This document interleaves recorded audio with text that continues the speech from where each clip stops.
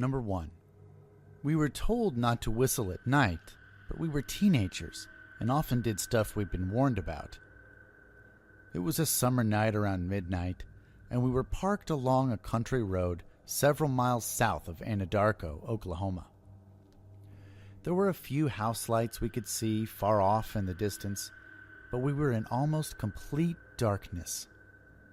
The 4 of us stood around my cousin's pickup truck, laughing and talking. The only other sound we could hear was the truck radio, which was turned up loud. "Hey, remember they used to tell us not to whistle at night?" I asked. "Yeah," my friend said, "but I'll whistle right now." He whistled the first 5 notes to the song "Whistle While You Work." We were quiet for a bit, and he did it again. "Hey, did you hear that?" my cousin asked. We went to the cab and turned the radio down. "Whistle again." Our friend whistled the tune again. Very faintly, we all heard the same 5 notes whistled back at us. "Whoa, what the hell? Do it again." He whistled, and we got the same tune whistled back at us in a few seconds. The return whistle sounded like it was perhaps a quarter mile away and seemed to be coming from the countryside. There were no trees, and we stared out into the darkness but couldn't see much of anything except the horizon in the distance. "What is that? Think it's an echo? Maybe a bird?" "A bird? What kind of bird is up this late whistling around? What if it's an owl? Whistle again." And so it went, a few more whistles. A few seconds would pass, and then a faint reply whistle, until finally there was no reply. After about a minute, our friend whistled one more time, and there was an immediate reply. But it was no longer faint. It was loud and close. Close, as in about 30 feet away. Just like little kids, we panicked, yelling, cussing, and trying to get into the truck at the same time, piling in on each other in the cab. We sped back to town, and to this day, I try not to whistle at night. 2. I was around 10 years old when I went with my grandparents on one of their regular social visits. Usually we spent a few hours at someone's house as they visited with relatives or friends, and us kids would go out and play together. As we said our goodbyes for the night and started on our way home, I was curious about how long our hosts had lived in their home. "Have they always lived there?" I asked. "No, they've lived in other places.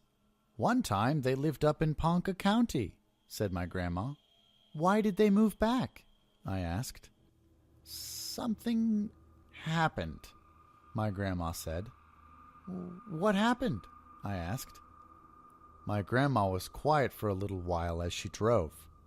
She shot a quick glance over at my grandpa, but he kept looking straight ahead. So my grandpa told me.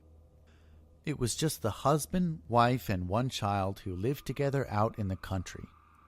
There weren't many people who lived around them, but they lived next to an older, abandoned building.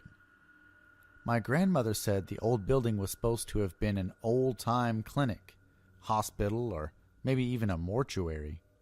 No one was ever certain. But late at night, the husband and wife thought they could hear voices coming from the building. Still, they did their best to ignore it because they knew voices can carry in the wind, even from a great distance. One day the wife was very sick and spent most of the day in bed upstairs. Her husband made the evening meal for the family and called down for her to come eat.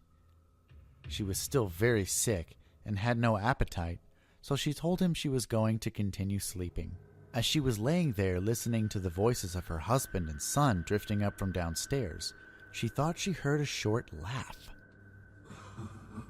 She couldn't tell where the laugh came from, so she lay very still and tried to tune out the voices of her husband and son. She lay there for a while and didn't hear anything. Her legs felt really warm, so to cool down, she pulled the blanket up, exposing her lower legs, and that's when she felt it. She said it felt like a cold hand firmly grabbing one of her ankles. She instinctively kicked at it, and there was nothing there. She sat up and looked around, but there was no one else in the room. And that's what happened. Number 3. Why don't you buy things from the thrift store? Asked our non-native friend. Oh, 'cause I don't know who those things belong to, replied one of my uncles. Maybe the people who owned them died. I don't want those things if that's the case. Huh? I don't get it, replied our friend. So my uncle told him. There were 3 young women who were good friends. They used to travel together and dance at powwows.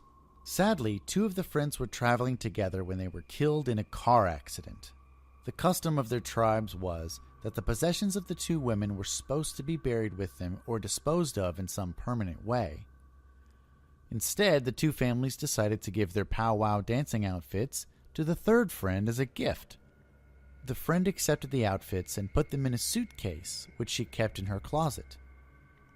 Soon after this, one of the families got a phone call from the friend. She was crying and hysterical. She told the family to come pick up the belongings immediately. One of the family members went to the friend's place to find out what happened. The friend was calm, but still upset when she spoke about the night before.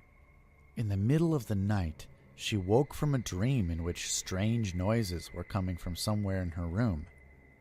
She didn't fully open her eyes and continued to lay on her side, facing away from the closet as she drifted back to sleep. It was quiet. As she was going back to sleep, she heard the noise again. What she heard was whispering, coming from inside her room. She sat straight up and looked towards the closet where the whispers were coming from. The closet door was open, and from the streetlights outside, she could see her 2 deceased friends kneeling beside the suitcase of their belongings, running their hands over it. They both looked up at her and disappeared. So that's why I don't take things when I don't know where they came from, explained my uncle. 4. They say that a traveling circus came to our area of Caddo County, Oklahoma, in the early 1900s. This was before trucks were easily available, so the circus group traveled in wagons and camped outside of town. After their performance, the circus group camped a few miles out east of town beside the river. That's where the death occurred. No one's sure what happened. All they know is that one of the clowns drowned in the river, right there in the woods by the Indian Road. They say the clown is still there in the woods. Some people have seen him. My buddy's uncle said he was walking in the area with some friends around dusk. They weren't paying too much attention to their surroundings, as they were visiting and laughing while strolling on their way. Something in the woods caught their attention. Maybe a movement, a noise. No one can say what it was, but they all looked in the same direction. What they saw was the clown. He was waving and smiling at them. It's said that's what he does. He steps out from behind a tree, smiles and waves, and steps back behind the tree so you don't see him for very long. But you know he's there, somewhere in the woods. Another relative said they saw the clown, but he wasn't in the trees. The relative was driving to check on one of the old home places in the area.